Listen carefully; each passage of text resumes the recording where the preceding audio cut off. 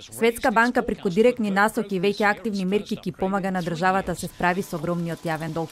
Помошта ќе биде насочена кон финансирање на мерки за вработување, поддршка на стратегијата за јакнење на јавните финансии, енергетска инфраструктура и транспорт. Представниците на Светска банка денеска во Скопје се сретнаа со економскиот владин тим, предводен од премиерот Заев.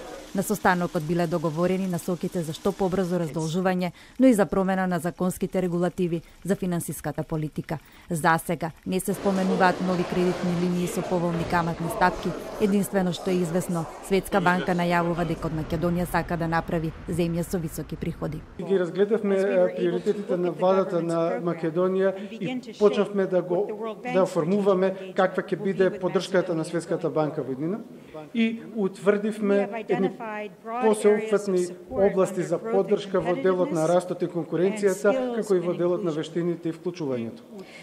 Представничката на Светска банка на пресконференција не одговараше на новинарски прашања, но по реакцијата на новинарите, министерот за финансии сепак одлучи да ги дообјасни информациите од средбата. Ние со Светска банка на овој состанок разговаравме различни можности за финансирање. Тевдовски за ефикасно справување со јавниот долг најави менување на законот за буџет до крајот на годината, за чија подготовка веќе има поддршка од Финска, но и формирање на фискален совет.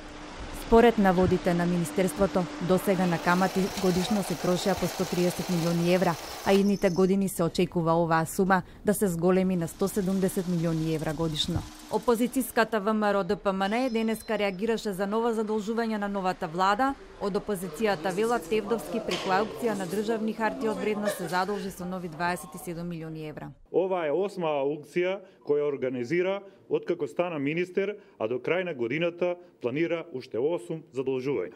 За решавање на огромниот долг, кој според Тевдовски во моментот изнесува 4,7 милиарди евра, Министерството неодамна објави драв верзија на стратегијата за управување на јавни финансии.